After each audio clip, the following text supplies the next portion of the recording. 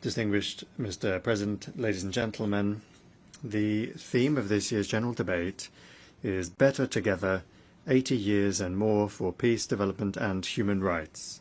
An excellent theme. The key word here is together. So together, let's remember everything and reflect. And I'm confident that we will find the true root causes of the challenges and threats facing the planet today. First, the 80th anniversary of the great victory in the Second World War. 8 decades ago, a bloody and merciless war ended, which was a great tragedy for all of humanity. And only at the cost of millions of lost and broken lives did we overcome this challenge.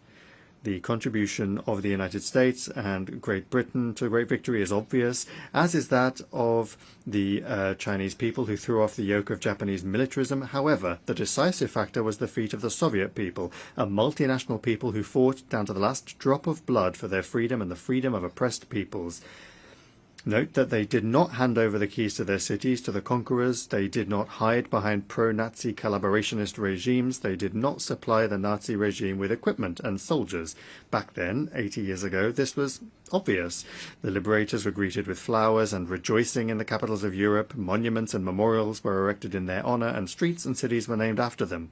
Only 80 years of life have gone by since then, a life of prosperity and peace in Europe, and how everything has changed. The West has developed its own version of the truth about the events of those years. Memories are being erased, monuments demolished, history textbooks rewritten. Once again we hear Nazi slogans and chants in city streets. This is how the 21st century generation is being raised, a generation that did not see the horrors of that war. They did not even hear about it from their parents. And so they are fueled by the false heroism of their ancestors who in the past had joined Hitler's coalition of nations, dreaming of world domination.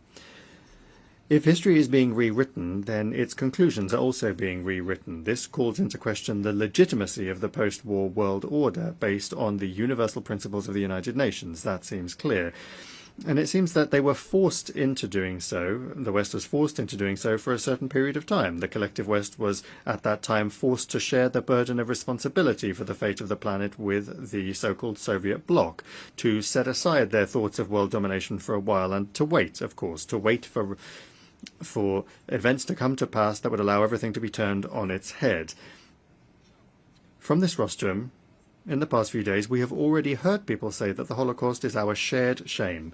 Why is it our shared shame? Everyone is answerable themselves before history. We, Belarusians, for example, fought Nazism down to the last drop of blood and laid down our lives to do so. We saved Jews at the cost of our own lives.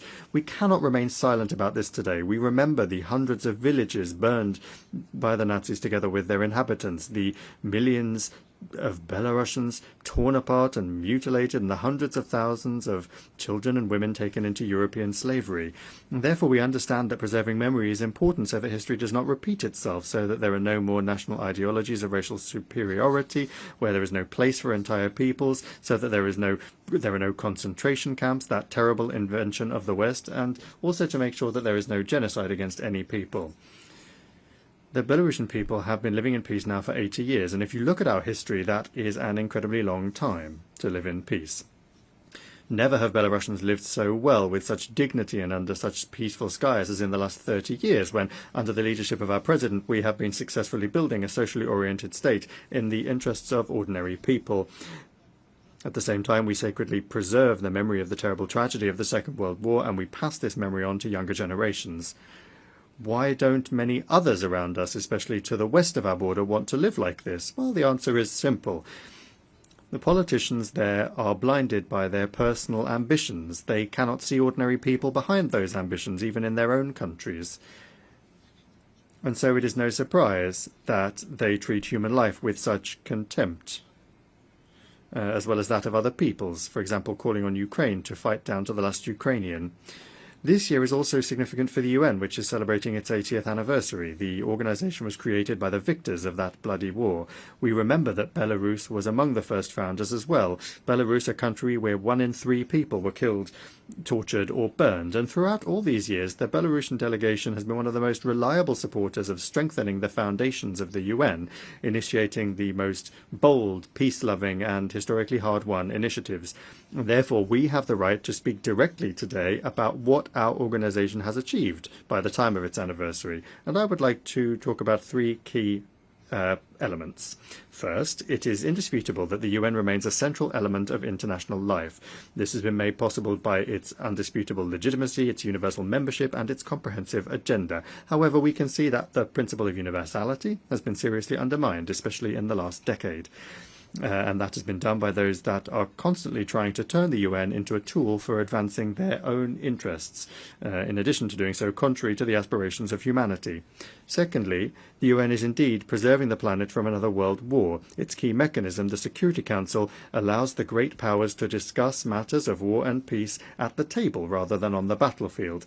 However, unfortunately, this body is being used less and less. Its influence on world affairs is no longer what it used to be, and let's be honest, the UN has proved incapable of preventing many of the bloody regional conflicts of our time, and the further thing goes on, the more this is true.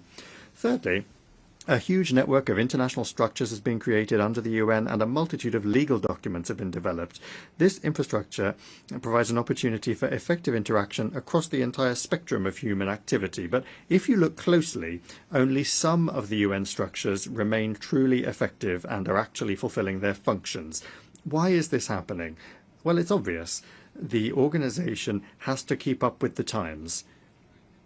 That requires reform, which our Secretary-General Antonio Guterres has been talking about, and first and foremost, that of the UN Security Council. And here I'm talking inter alia about expanding the category of permanent members to include developing countries from Africa, Latin America, and Asia.